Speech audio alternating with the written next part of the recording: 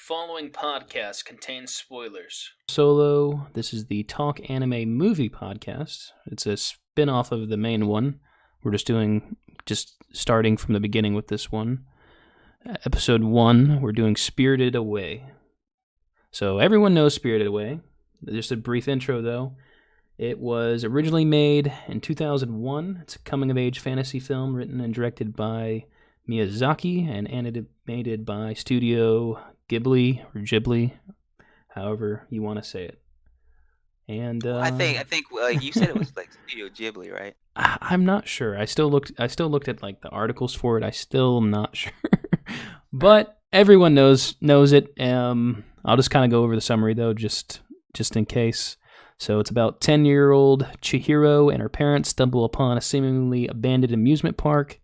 After her mother and father are turned into giant pigs, Chihiro meets the mysterious Haku, who explains that the park is a resort for natural beings who need a break from their time spent in the earthly realm, and she has to work there for herself and her parents. So, first things first, what are your impressions overall for this? Maybe your first time watching it versus, the last time? What do you think?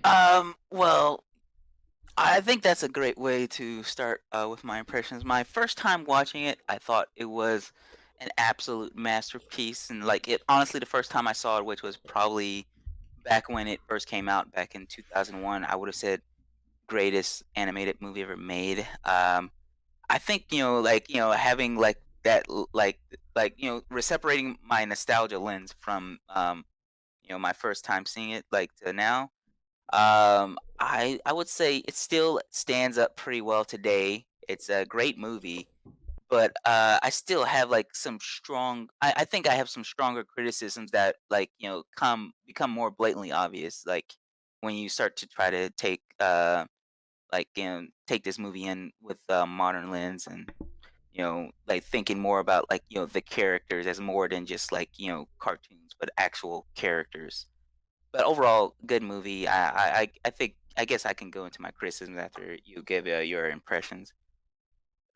Yeah, well, I mean, I'll kind of just tell a story of how I first saw the film. So, what I remember the first time I ever seen this was probably back in elementary school. I had actually first saw it on a VHS tape in an art class in elementary school.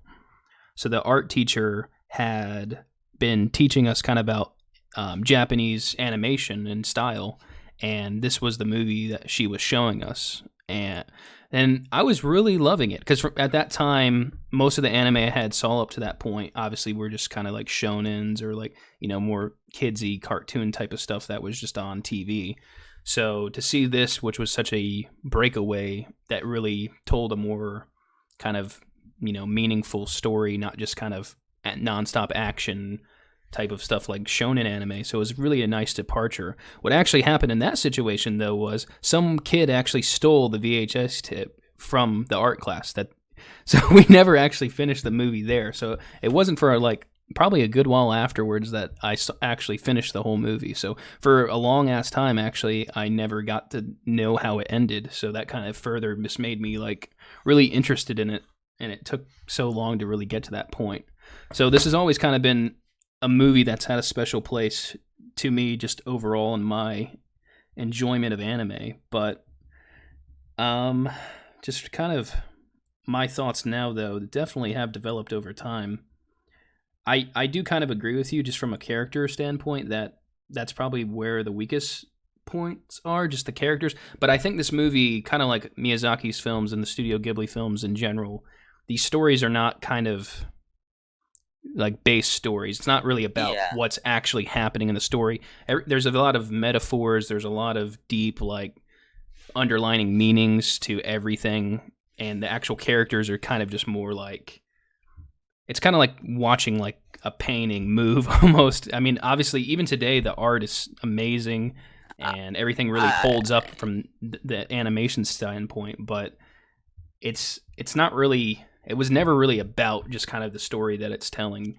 I always thought it was just much more than that. So it's really kind of hard if we should judge this on it as just a standalone story or like what it's actually I mean, representing, you know? I see what you're saying, I think you're right. It's like, it's more like a way for them to paint a narrative that leads to the lesson that the character, like the main character, is trying to learn. But I feel like for me, like the glaring, like, that glaring like problems I see within, like, the the characters themselves, and, like, the way they behave over the course of the story just feels like, it's just like, for anything, I'm gonna go into just a serious gripe I had from rewatching this movie. A gripe I don't think I had in the original, because, like, I was a lot younger. I was like, like, I was preteen first time I watched this. So, like, from like, I remember when I was younger not really seeing these character flaws that I see now. And it's probably because, like, um it was more geared toward the youth watching it. But me, so I feel like, I'm giving some unfair criticism, and I'm acknowledging that now before I give them. But Chihiro was a brat, and by that I mean she she came off as over whiny. And maybe it's because I'm a lot older now, and I just, can't pit I'm having a harder time pitting myself into body of, like, like, into the shoes of a 10-year-old and stuff. But, like, she comes off as, like, overly whiny, like, overly, like, like, she doesn't really, like, want to do anything but what she wants to do. She's not really thinking about much other than what she wants at the time. And that, you see that a lot at the beginning of the movie. And you would think, yeah, she's going to slowly start to grow out of it over the course of the movie, but she really doesn't. I think another. I mean, and before I go on, I'm just acknowledging that I am not anywhere near 10 years old anymore. So, like, I see that this is maybe something that, like, comes from me not being able to fully relate to the character, and I acknowledge that. But it's just something I had to point out because it was something that kind of, like, like, started to pound me in the head while I was watching it. I think another big thing was, the fact that you can never really tell whether a character is, like, being antagonistic or not in the movie. Because, like, for instance, Yubaba, um, she feels like, like, she starts out, like, feeling like an antagonist, but then, like, it it's kind of starts to kind of, like, become vague on whether she's, like, actually the bad guy in the movie, or whether she's just, like, being, like, like, like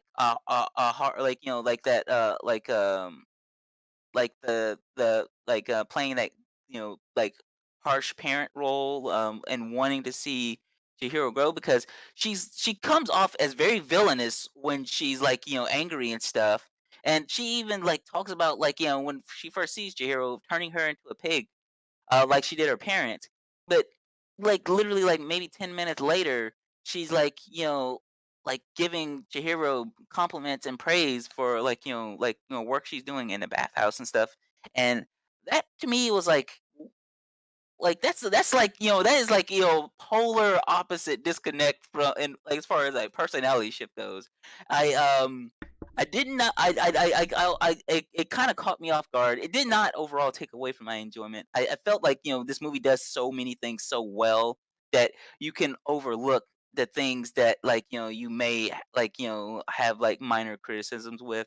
Because overall, the characters in this movie, while I didn't notice those flaws going back and rewatching it, the characters in this movie are really enjoyable to watch. And, like, there was at no point in this movie where you're, like, sitting down, like, bored or whatever. You're always, like, on the edge of your seat, wanting to know what happens next, wanting to know what decision, like, is Chihiro going to make next, and how that's going to drive the story forward. um I guess, like, that was like, another thing this movie does really well. And, like, I didn't realize it until I got to the end of the movie, is, like, this movie really does, it does, like, like, even if you can't relate to the character, it has a way of, like, forcing you to feel for the character. Like, you care about what happens to these characters, and you like by the end of the movie, you want a positive outcome for Chihiro. You want a positive outcome for Haku, and honestly, like Lin, I really wanted like I really feel like the fact that they omitted like what happens to Lin by the end of the movie was like something that I really wanted to like them to expound on more, because every character in this movie you end up like to some degree feeling for, because like you know their plight, whether it's relatable to you or not, it's something that seems very genuine to the characters. Like it feels like this character is has a goal in mind and it's willing to struggle to reach that goal, and you for that reason alone you want to see that character succeed. So I guess that'd be my biggest like that's like my, biggest criticism, followed by like what I consider my biggest praise in the movie, is just like Yeah. how they how Studio Ghibli and Miyazaki in general, like how good they are at telling a story. Well, yeah, let's just, I mean, go kind of fully into this, the story and characters just in general. I mean, I do kind of agree with you with a lot of what you're saying, but I mean, like I said, that might be like a surface reading for things, because I feel like this movie, it is very artsy, it's very metaphoric. There's a lot of things happening. Um, with just pretty much all the characters. Like, I know you're talking about Hiro's kind of journey throughout this movie. She is supposed to be that way, because the whole setup of the movie is that her family is moving and she doesn't want to move, and she actually has like gifts from her friends. So she comes to the movie with a kind of a very bitter attitude, a very negative attitude. She's been spoiled, she's had friends, and she's coming to this reality that she might not have that anymore. And that's kind of what this movie represents for her, is that journey of kind of finding herself and finding who she can be independent. And that's kind of what we see throughout the movie. So like, especially in your criticisms of like Yubaba, like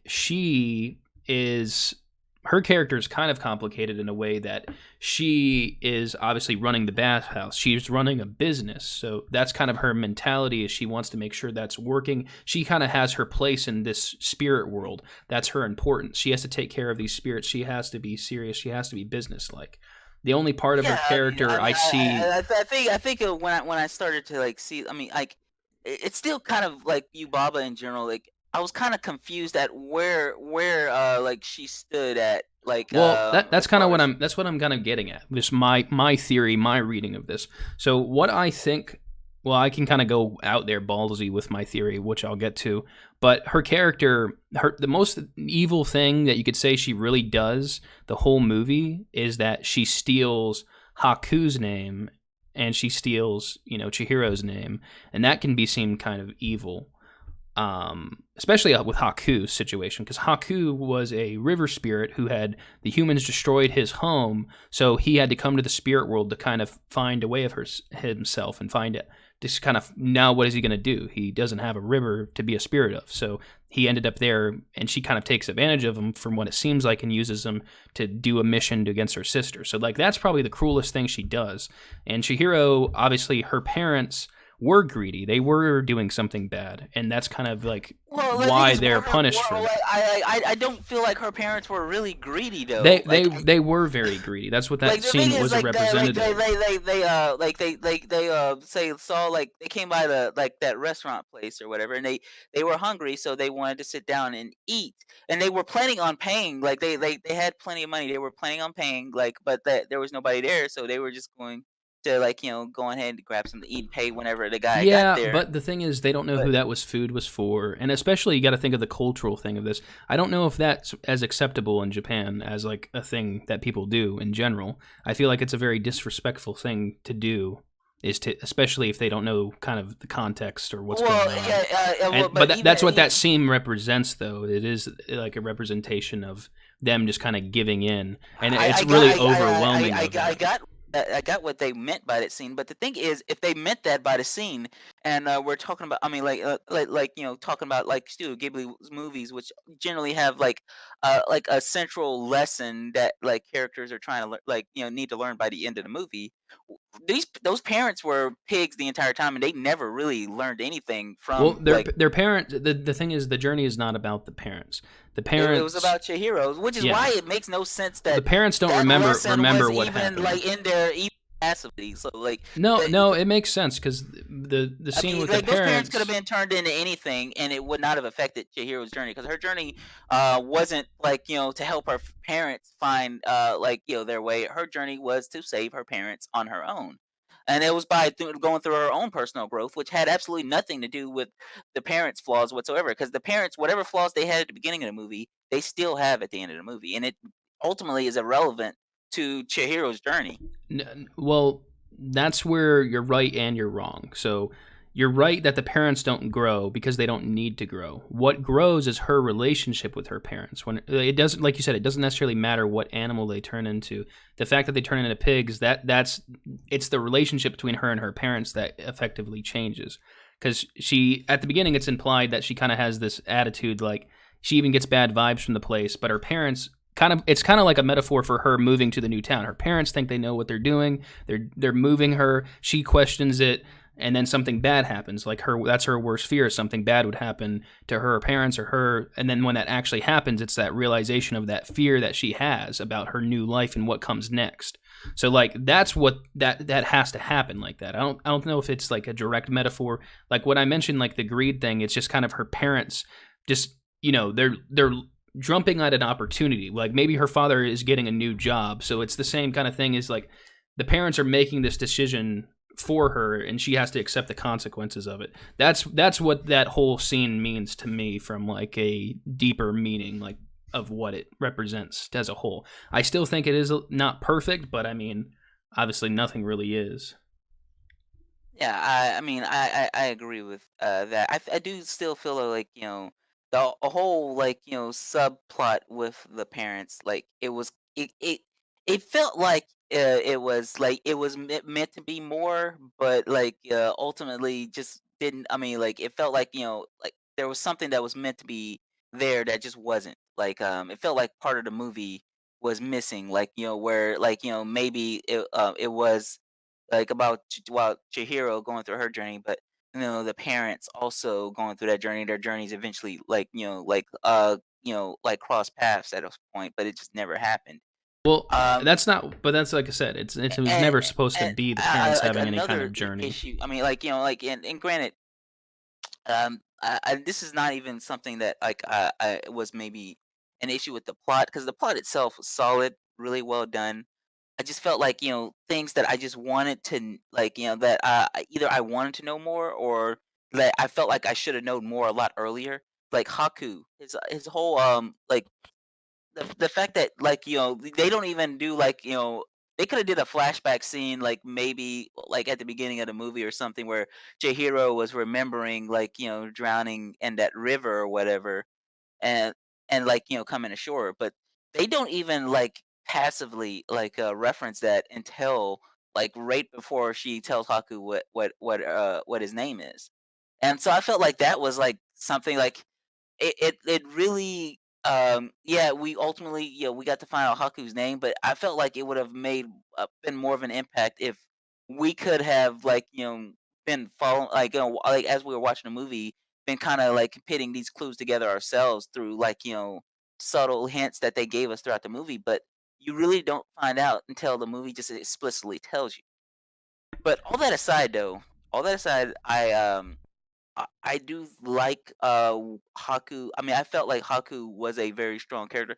Haku didn't even have to be on the screen that long in order to get a lot of character development. So like, yeah, you and like Haku, every line of his dialogue, I felt like was building up this character that has like strong affection for Chihiro, but also like has like a lot of like like confusion over like his own identity and like like just who he was. I felt like that by itself made Haku a very interesting character, a character you wanted to know more about, and like that payoff when you do finally find his identity, I thought was great.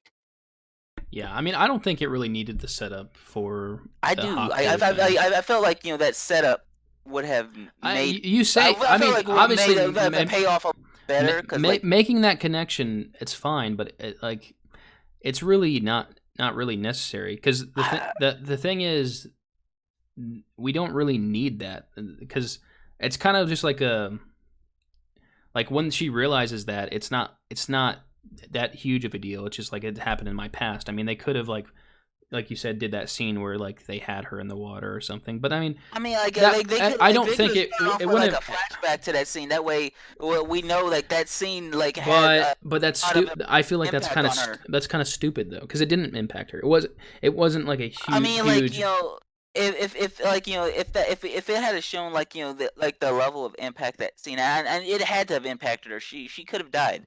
So Well, like those yeah, near death experiences, but like they impact it's you. not rooted in like kind of what this story is.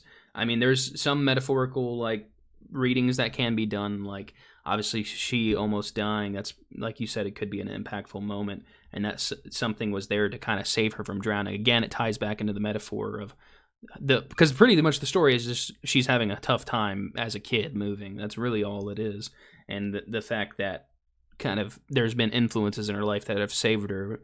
That's kind of what I mean. The bigger question is just what are spirits in this world? That's the thing that's like most unexplored is Yeah. really what the roles of the spirits are, what forces they control, like what they mean. So like I feel like having more story that goes deeper into that, like why he saved her, like obviously he was the spirit of the river, but like and their connection, I feel like it would just overcomplicate like the roles of spirits and what they're kind of there to do. I think it was just kind of a coincidental thing that they had that experience and that's why they kind of had this connection. It was just this happenstance that happened there. I mean, I don't think it really needed because it would just make you question it more. That's why I think it's not needed, is because it would just make you have more questions about it rather than answers. And it doesn't add that much. Like one tiny scene, sure, obviously in cinema and movies, having like a setup and a payoff is like a good strategy. But for this, there is the setup that he doesn't know who he is. There is kind of a little bit of foreboding that she like kind of recognizes him. There's a little dialogue that kind of gives you a hint that there's some kind of connection there.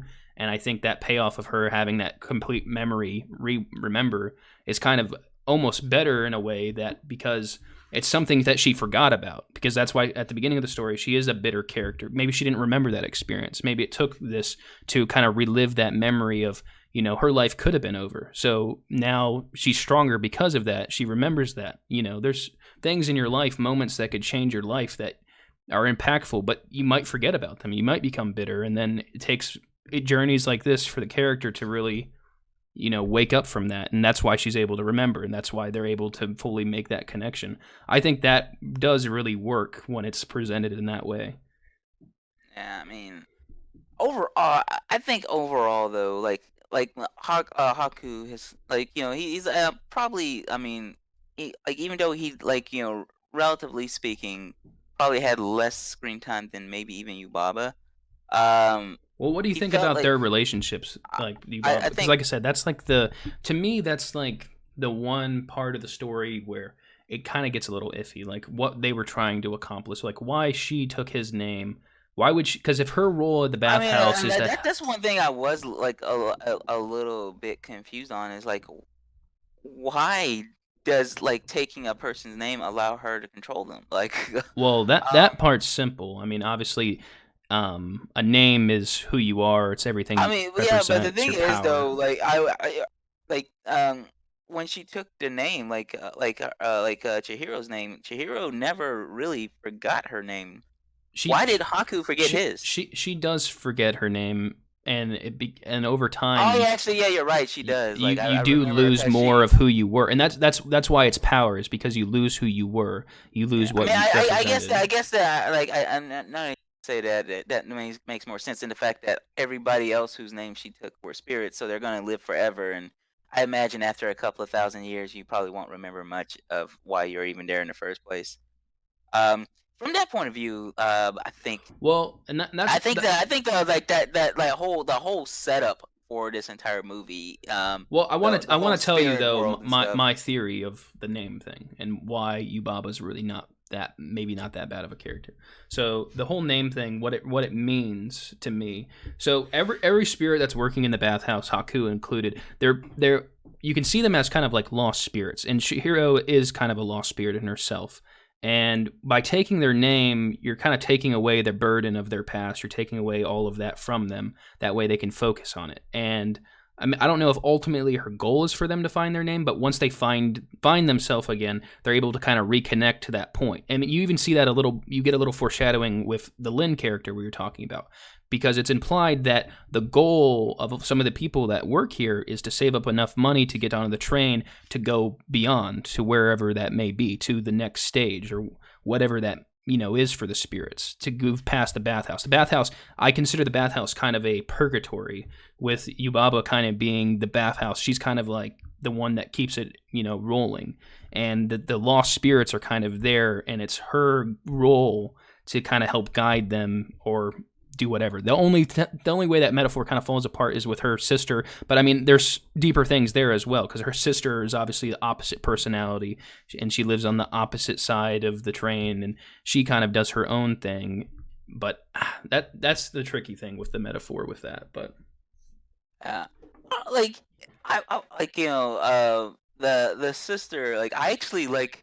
I mean, this maybe goes to show like how bad my memory is. I totally forgot about the sister character until she came into the movie. I didn't even mm-hmm. remember that from the first time I watched it. But like I thought the sister character like was a good dynamic in that it like it basically like allowed you to see somebody who like was shaped in like from like the same mold as Yubaba, but ended up going in an entirely different direction. I felt like that by itself was kind like a cool dynamic, and also one thing that I thought was kind of cool because you kind of expecting this sister to be like some evil wicked witch or something, and she's living in like some dark castle or something. And then when they finally get to her house, it's just like a cottage out in like the country or Mm-hmm. something like through the woods or whatever. And I'm like, well, that was unexpected. I Yeah. mean, honestly, like I like it was a really nice like surprise, and that I even now like like me looking at it through the lens of like an adult and stuff, I was still expecting like it to be like some dark lair or something, and then you finally get there and you're like, oh, this is just Granny's house. So Yeah. and she like Chihiro even calls her Granny. Well, And and see, that's kind of like what her character kind of represents, is that it's kind of like that family connection. yeah, And it ties in kind of with the character No Face. I would like to talk about No Face a little bit. So No Face is obviously the character that has no face, that kind of just goes around and then kind of tries to get Shihiro's attention. So he produces gold and does all this shit and eats people and kind of goes crazy with it when she eventually like saves him from that. But obviously at the end there, he ends up being with the granny, because to me that's kind of a representation that even someone like No Face, who doesn't really have a true identity, can still find a place or find a home. And I think maybe that's kind of the purpose of that character, that she lives on the outskirts, because maybe like some spirits just can't move on or go past there, and maybe that's just like a place for them. I don't know. It's a tricky thing, really, because how the spirit world works. That's pretty much the kind of layer of it. But since it is kind of just a metaphor for moving past, or it's like I said, it's an in between place, and spirits just kind of pass through there. I think No Face is pretty interesting, and then there's also the river spirit character. We didn't really talk about um, that character at all. the river spirit. So that's like Um, the giant mud monster that that they have to clean, and then he's the one who's like Oh a yeah, he's the one that gave her that like medicine that she yeah, used to like cure Haku and No Face, right? that's right. Yeah, like what was that, like some ultimate cure all or something? Well, I mean, it's also like a river spirit like Haku. I assume it's just some kind of like some, I don't know, some kind of magical positive energy type of thing that just kind of makes you get rid of the negative thoughts or negative energy. Because, well, I mean, for me, what that scene represents on, again, the metaphoric level is obviously the mud monster is a disgusting mess. No one really wants to deal with it or fuck with it because they think it's just a monster. They don't realize it's an actual spirit, so no one wants to help. But Chihiro takes the initiative to help him. And Well, she didn't really take the initiative. It's more like she didn't have a.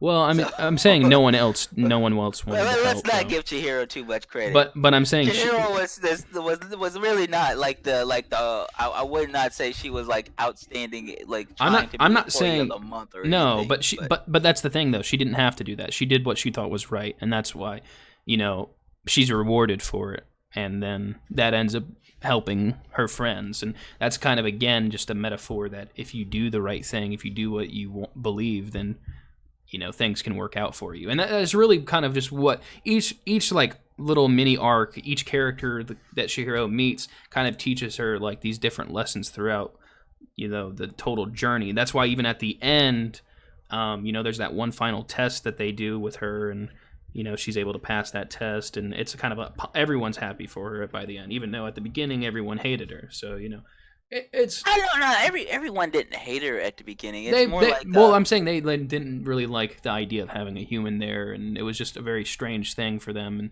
But I'm saying the thing is for instance, Kamaji, he I think him in general he was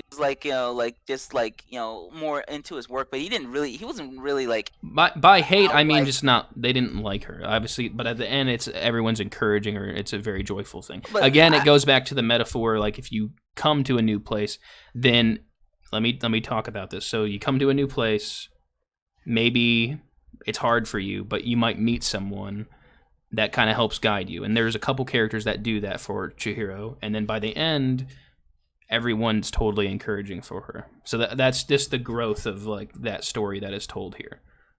I think that what was it? It was like that. Was it the radish spirit? That really that fat spirit that was like a plant or something. Yeah. He was in Chihiro's corner the entire time. Like I think he's secretly the most underrated character in this entire movie. Yeah. I really would like them to do another movie where they go over that radish spirit's motivations, because that's what I was all in for that. All joking aside, though, like I felt like other stuff that like I just really loved about the movie was probably like how the movie like do you want to go like, to best moments and aspects, or are we like, done with this story? Is just I like best. I just want to go over a few other things about the movie that I just like the story or the characters. Oh, no. Because that's story and characters. Yeah, we've talked about. Well, that's why I want to make sure we get through all the characters and stuff like that. I mean, yeah, we'll get through the characters, but take some time, because this is a Studio Ghibli movie, and it would be doing a disservice to the movie to not talk about one thing that Studio Ghibli gets really right, and it's the art and animation. I wanted to talk about that in best aspects. That's why I was like, that's why I'm saying if we could wrap up the characters, we can just go into best moments. All right, I guess I'll go over like my thoughts on the characters. I already went over my thoughts on Chihiro and Haku and Yubaba. Kamaji, I thought especially when he opens up and he's like Chihiro is she's my granddaughter, and him like playing like that more elderly role like to her like throughout the movie, and like him kind of being both actively and passively supportive to Chihiro, like as her as she evolves over the course of this movie. And especially he's more of he acts like more like a fatherly figure to Lin as well. And he's like you can see he's Lin slowly starting to grow just from her interactions with Kamaji and Chihiro. Like Kamaji, I felt like he had a lot more impact on the overall movie than what you would probably realize your first time watching it. My second time through it, I remembered him as a character.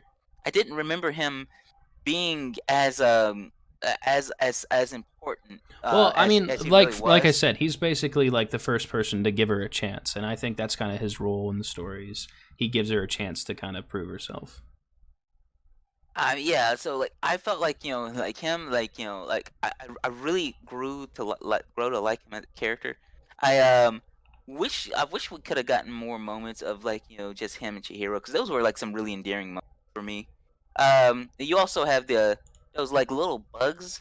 Uh, yeah, they were kind of like I The guess like dust bunnies, yeah. yeah, they were like pets, like they were in a way kind of like pets to Chihiro or whatever. I I felt like they were overall like they served a Now, good purpose. I I, thought I that don't they want to warmed up to I Chihiro don't right want to away. spoil another movie, but the bunny dudes, they kind of make another appearance in another Studio Ghibli film. Oh, I'm sure we'll be covering that at some point in the future. Yeah. So let's not spoil that yet. We'll refer back to that.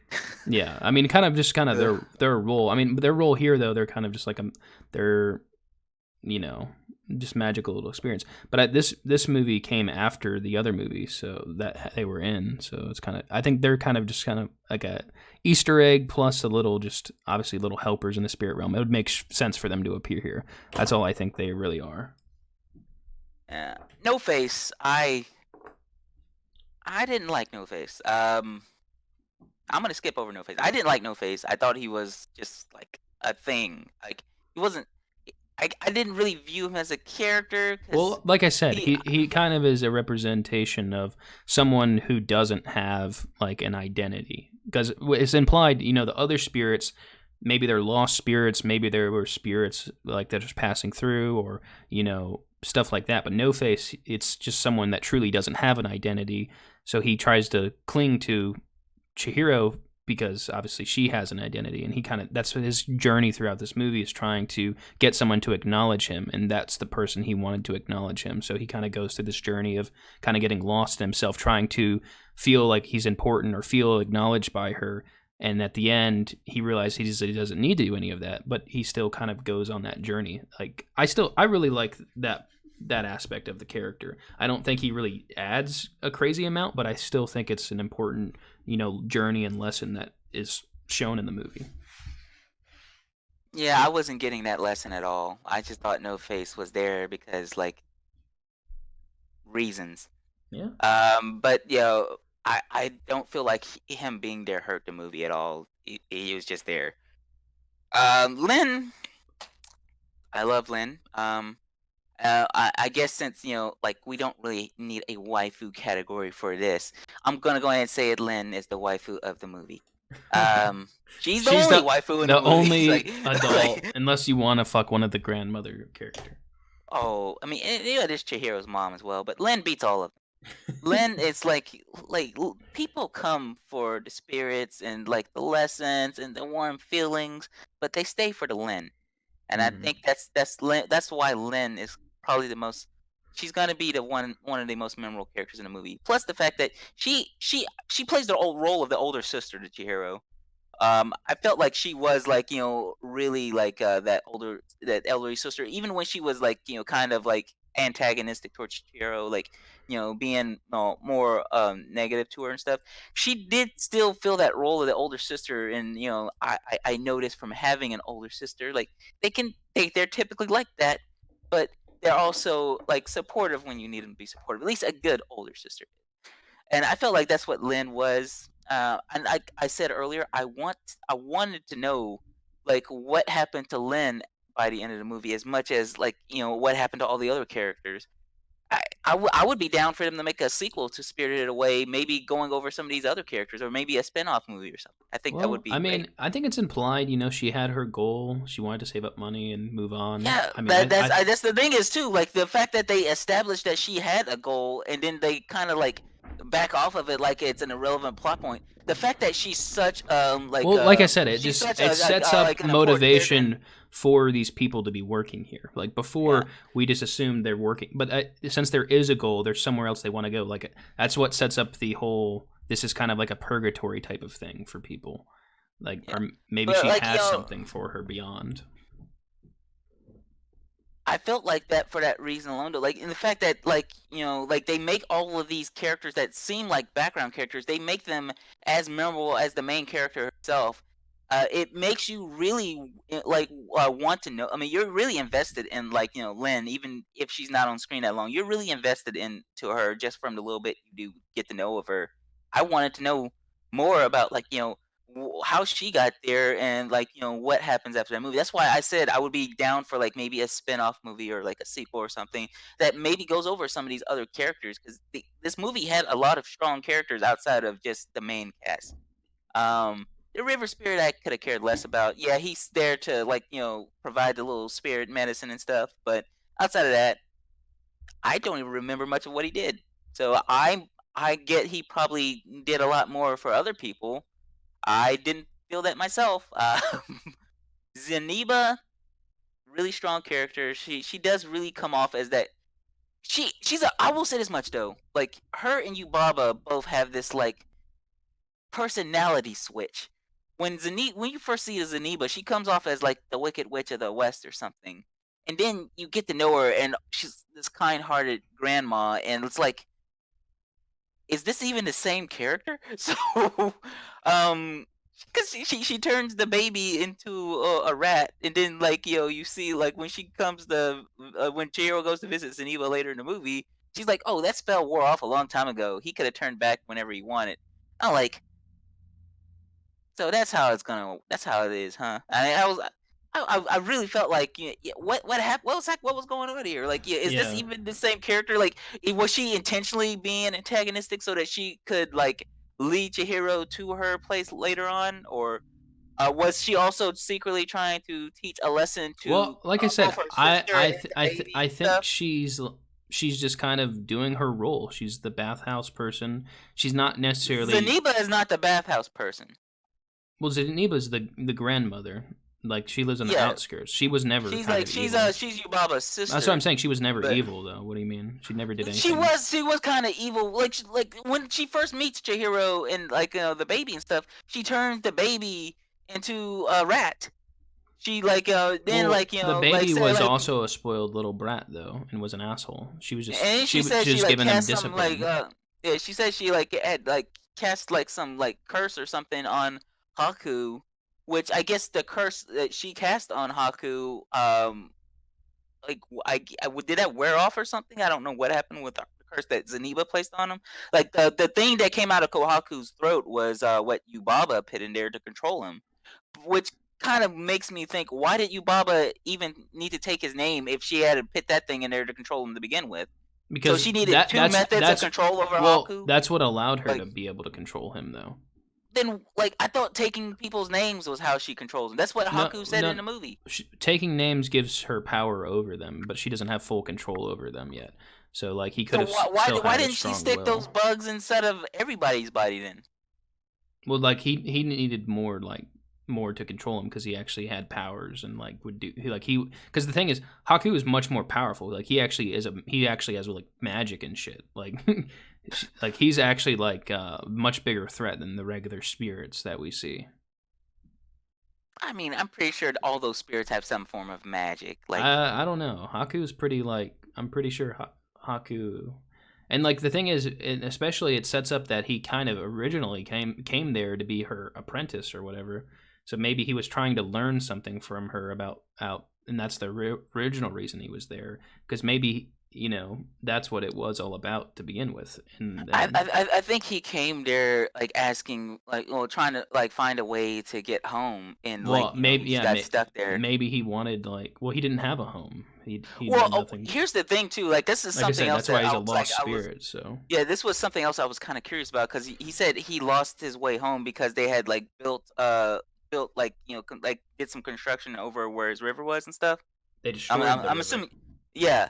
So if they destroyed the river, does he even have a way of getting home, or is he just Yeah, forever stuck there in the spirit world now? he's stuck there. That's what I was So saying. He doesn't if he have just a stuck, if river. like so does can't he since he's a river spirit can't he just go to like a new river or something, or is that not how it works? Well, maybe that's what he was trying to find. Maybe he was trying to find a new river. Maybe that's why he was there. Maybe there's some because like this is like the path he has to go through, like no matter what. So maybe he was trying to find something or find a secret to getting somewhere to do that. I don't know. We don't really get an answer to that. I think that eventually he's gonna go back to the actual human world, and because he is a dragon, he could just destroy all the construction that they put over his river and create a super river. I don't get why he wouldn't do that because he's a dragon. Uh, Well, again, let's just not overthink what the role of no, no, spirits no. are. We're gonna need to overthink the crap out of this. I mean, he is a dragon. Like, he has powers beyond our wildest imaginations. He could have easily destroyed any house or building that they had put there. Well, like the thing is, the spirit world in this is like a metaphorical world. Like we don't even know if it has any true connection. Like spirits might not even fully exist in the real world. You know what I mean? Like, if spirits are taking baths and enjoying whatever Well, I'm our saying parents they were don't. eating, They might like, not exist as like a physical being in the world. They might just exist as like the idea, kind of like in real world. If there are like gods or spirits, they don't ever manifest themselves. It's just kind of like nature, and that world was kind of where nature becomes physicalized. Like again, it's all a metaphor, so it's not something to really stay thinking about too much. Otherwise, you just be confused and trying to make sense of something that even the writers of the story didn't think about. I'm pretty sure they thought about it, and they wanted us to think deeply about it. When they were writing this movie back in like 2000, 2001, they were thinking Yeah, 20 I, years I want later. I want a sequel, the spirit or spirits return, where all the spirits come to the human world and fucking destroy all the shit the humans have done against the spirits for the last like 100 years. Yeah, and while that's going on, Lynn is taking a train to like Hawaii or wherever spirits go for spring break. So, but I don't think they're going to Cancun. But yeah, I guess that would be all my thoughts on the actual story that I can think of. I really did love. I mean, I've given a lot of criticism to the movie, but overall, I did enjoy the movie. If I didn't find anything to criticize, I would have spent like an hour just praising how great the movie looked and like the soundtrack, the plot, which I thought was great. See, I Characters love really well how written. we said, "Oh, we can't talk an hour about this movie. This is going to be much shorter than our podcast where we cover obviously an entire anime." But we've already this episode's almost as long as our other Nah, I ones don't think already. this hasn't been going on that long, has it? Over 48 minutes already. Huh. Well, I So, guess in that case, it's probably a good time to get to something I've been wanting to talk about if you're okay with it, like yeah. art and animation. I first of all just going into the art and the art alone. Now just remember, This this is movie, 19 years old. This movie's 19 yes, years and old. I will say this much: for 19 years old, actually, even if this movie had came out today, it would still look phenomenal. And I would say one of my favorite things about this movie, and something you don't see in like modern animation, even in Japan anymore, especially in America, is like the hand drawn and hand drawn characters and hand painted backgrounds. Did you see you could see the paint stroke brushes on like the trees in the background, and you could see it on like the bridge and stuff. You could see it like on all the backgrounds in this movie, hand painted. It was like something that stands out immediately when you see it, and you're like it shows like a level of like detail in a movie that you just it's kind of gets like I mean, like it's a filtered beautiful. out It's with really a yeah it's beautiful movie. I mean, even comparing it to anime that came out in the same time, like some of that anime that you watch from the same time period, especially obviously on TV shows, they don't have Yeah, I obviously mean, as because the much thing is, effort and time, but it's actually very timeless. I mean, this 100 years from now will still look as good as it did when it first came out, and that's really impressive for a medium. That's something about like just animation in general. Like when it's so well done like this, it's timeless. It can last forever, and that's amazing that it has this level of quality and it can just continue on. and as especially for the time it came out, because like this came out like early 2000s. This was like at a point where Disney had pretty much at that point given up on traditional animation. They didn't see it as like a viable like a way to make something that was going to give them a return on their investment. This movie, from what I remember, it did really well back then, but like especially over the past 20 years, like through like DVD re-releases and all merchandise and stuff, this movie did really well. In fact, it was like I think it was like I think Kiki's Delivery Service came out before this in the States, didn't it? Yep. But this movie kind of what like cemented like Studio Ghibli as like a powerhouse of animation within the West, more so than like I would say like a lot of other like like even like Western animation studios were doing at the time. That like I can't go over enough. Like just like I kept on pausing at certain points throughout the movie just so I could enjoy like shots of like like because every single like scene is captured like it's like a panel in a picture book or something. The hand painted backgrounds and the hand drawn characters, like every single thing about this movie, like and you can see it in like the little subtle imperfections between like frames that you wouldn't see in typical CG animation. It kind of makes the characters flow like a lot more like a lot. I'm not gonna say more smoothly than like CG, but I would say like a lot more stylized. Something that like is kind of lost when you're trying to shoot for that like pseudo realism in a lot of like modern animated movies. Like this movie, every single scene, every frame of it, I considered a work of art, and like for that alone, made it worth rewatching. In particular, I like a lot what they were doing with the effects. Did you see like the water and stuff? Like those transparent effects in the water, like the glare from the light in the sun, like during like when they were waiting for the train at that train station. Yeah. That that Well, to me, like I mean, that's actually my best moment was the train sequence. It's my favorite moment of the whole thing because it's just like a very nice, quiet scene. Also, like again, we're talking so much about the art. The music is equally phenomenal, pretty much throughout the entire movie. Like the soundtracks are timeless and perfect oh and yeah, like very the like I mean, obviously, in all of the Studio Ghibli's films, the music's very, very important. Even though animation style is different, like the music is really just so perfect. I like It yeah. sets you in this world. Like you can feel just how like mystical and I think you whimsical. described my feelings perfectly with it sets you in this world because that's what the music really does in a Studio Ghibli movie, and especially in this one is the music isn't like a track in a soundtrack that's meant to stand out from like the scene and stuff. The music itself helps you get into the scene to the point where it blends in flawlessly with the scene. So Hmm.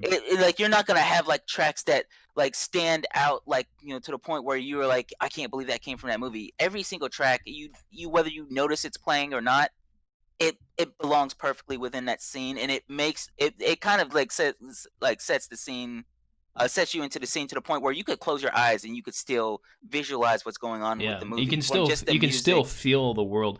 Like every time I hear a song from this movie, it kind of just puts you in that mind space of just kind of being in like it's really perfect. I mean, even the end credit song, it's one of the few end credit songs I like listen to the whole way through every time too. Because I mean, everything about the music is just perfectly well done. I don't think they could have done better. So. Yeah, so I mean I know you favorite moment was like that moment at the train track.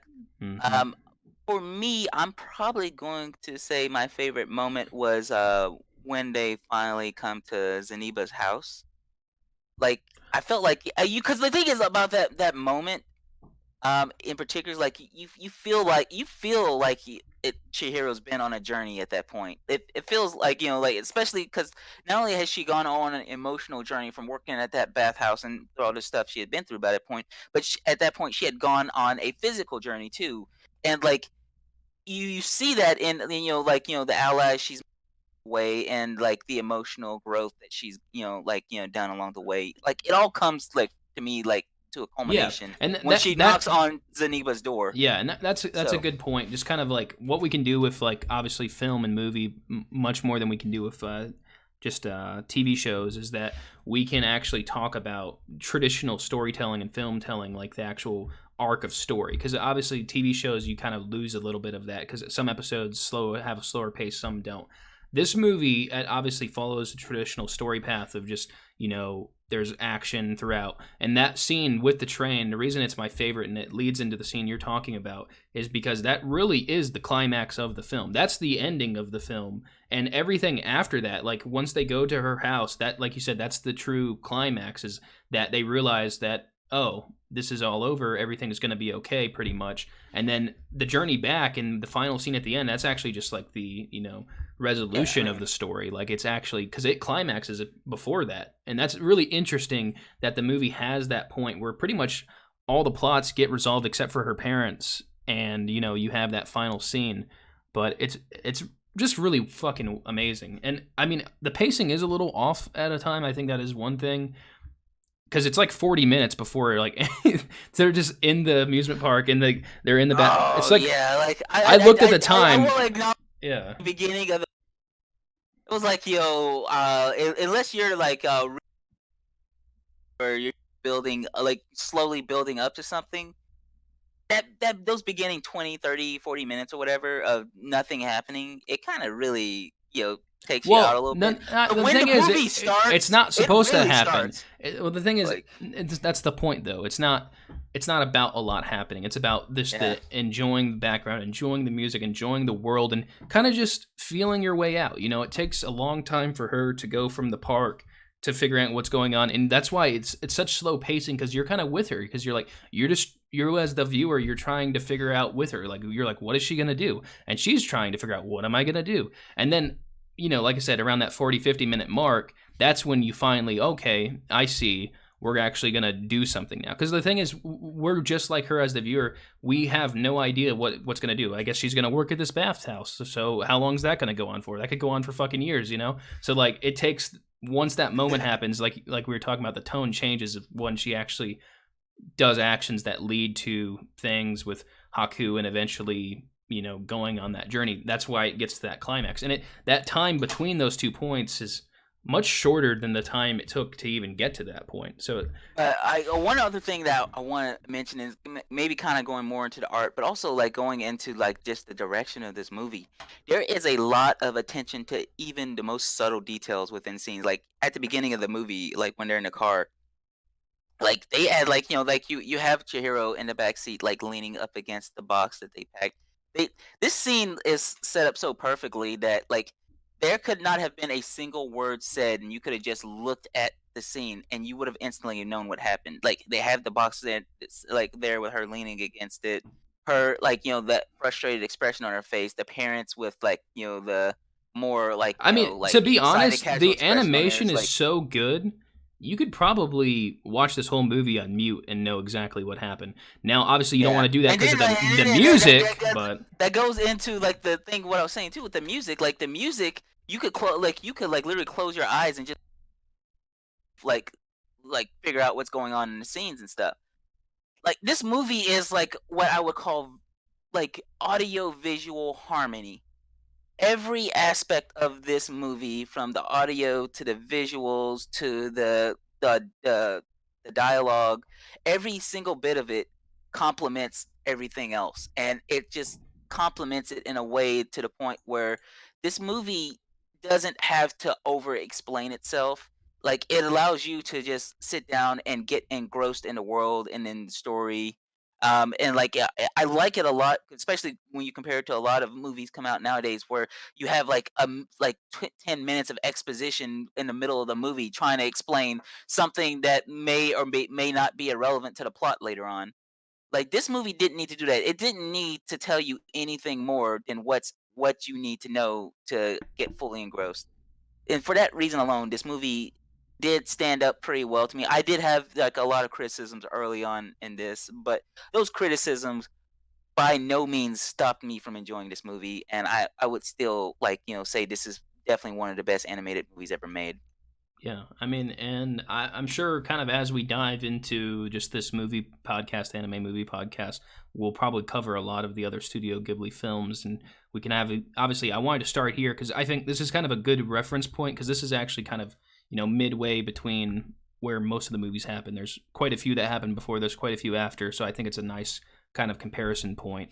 Obviously, it's one of my favorites of the Studio Ghibli films, but do you just want to jump into final thoughts, or I mean, we've pretty much. Yeah, I mean, I pretty much gave my final thoughts. Like I said, everything about this movie is just like harmonized with every other element of the movie, and like so this movie is something that even if you like haven't watched it in a long time, you're going back and watching it, you're still going to find the same level of enjoyment that you did the day it came out.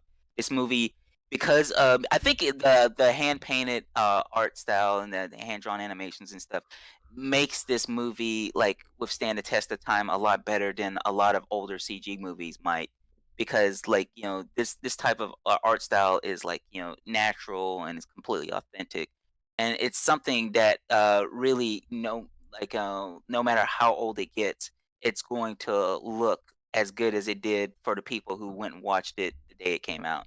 Yeah, it's truly a timeless movie. Obviously, anyone who's seen it, I've never seen anyone who watched this movie and didn't have something to say about it. I mean, that's positive usually. I mean, some people obviously and it's a good kind of Japanese culture type of movie too. I don't know, what is your opinion on this movie for non-anime fan, because obviously this is the first movie to ever win an Oscar in the United States, that first anime movie. Well, I will say this much, like, yeah, this movie does like have like a lot of like things specific to Japanese culture in it, but I don't think it's enough to like confuse people who aren't really that familiar with Japanese culture. Hmm. It does like go into like a lot of things that may help like fans of like anime, or fans that have like some familiarity with Japanese culture, like get a little bit more meaning out of, but that overall has nothing to do with what's going on in the movie. The movie is ultimately, it's not like, like something ingrained in Japanese culture. It's about a little girl going on a journey of growth and accepting change. Yeah. And I don't think that any kind of cultural reference in the movie even remotely detracts from that. Yeah, and I think kind of this movie's place versus like some of the other movies too, because I believe I know I definitely have seen well, I saw My Neighbor Totoro before I actually saw this one, and like I said when I was talking at the beginning that this movie is the one that really made me have that profound like difference, is that this movie, even comparison to the other Studio Ghibli movies, it's much more artsy. I mean, obviously it was in an art class that it was even shown to me for the first time, and that This is really a says a perfect movie lot. to show in an art class. Yeah, I mean, Like, I would I recommend truthfully any think, art yeah, teacher show this to their students, because this is like art, like done at is pretty much what I consider the highest level. yeah, Because this movie shows what like different art mediums, from like the music to the background art to the character animations.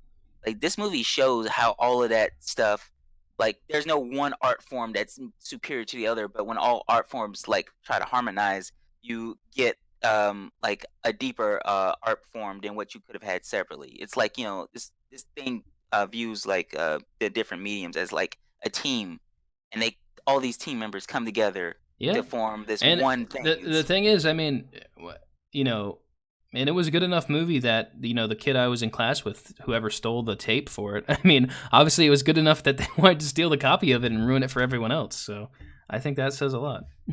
I hope they found that little bastard and they like. I don't think they did. I felt really bad too. Oh man, like like it's upsetting that like the traditional art animation medium is kind of like starting to go away. It's but even in Japan, Well, I mean, I mean, yeah, even you still have it like to some like around in some extent, but you're starting to see it like it get lost a little bit more year over year, and you're starting to see a lot less productions like this, and it makes you really appreciate this even more. Like yeah. this is an art form I do not want to see die.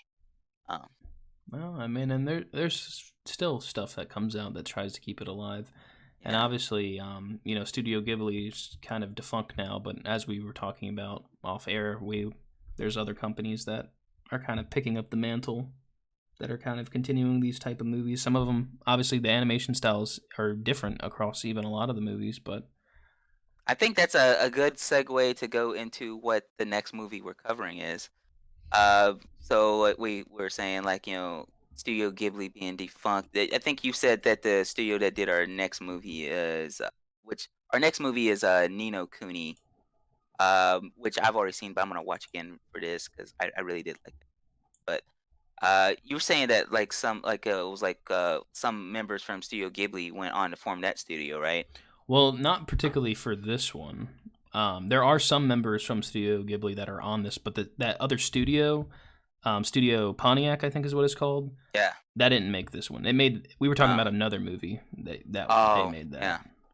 But this Well, does have some people from it because I'm not sure kind of the details on this because I actually haven't seen it, so I haven't done too much research into it. So I will do like some with research for going into the next one, so I can be but I think that you think that's a good place to call it.